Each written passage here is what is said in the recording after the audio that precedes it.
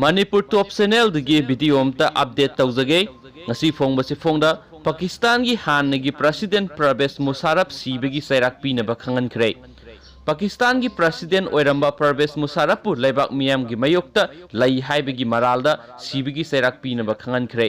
kumza Englishing ani ga taret ki November da Constitution chana hankidabaga loinana emergency rule thamjinkhibagi maralda mahakpu special court amagi judge ahumna saba base na matam sangna wayel satharaba matungda sibagi cheirak pinaba khangankhibane masagi sahi humdraga taruk suraba Pervez Musharraf ti kumza Englishing ani ga taruk ki March da masala yengnabaki damak Pakistan thadoktuna chatkibadagi haujuk phawba Dubai da laidi matamdudagi ngasi phawba mahakna Dubai amasung London da mafam hongduna lairakli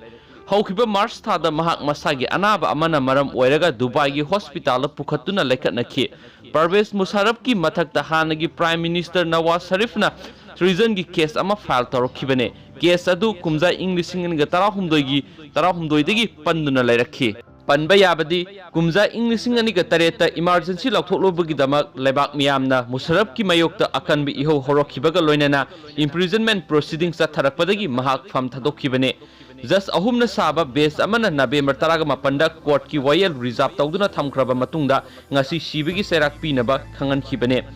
special court na Musharraf pu December 5 fawgi mamangda statement lawnaba khanganba laikhrabane Musharraf na special court ki wayel asibu singnaraduna masa yaudana trial sathaba yaroi haina phongdokhi Lahore High Court da petition ama file tawraduna mahakna haiki madudi haksangi phibam phagalaktuna court da masa lakpa ngamdriba fawba wayel ga mari leinaba thabak thoramsing lephanba mathautai court na Musharraf pu kayarak hanna masa laknaba khangankibada amukta fawba court ta lakhidriba matungda mission oire haina lakthokibaga loinana thengnaba maphamda fanaba Federal Investigation Agency FIA da yathang pikhre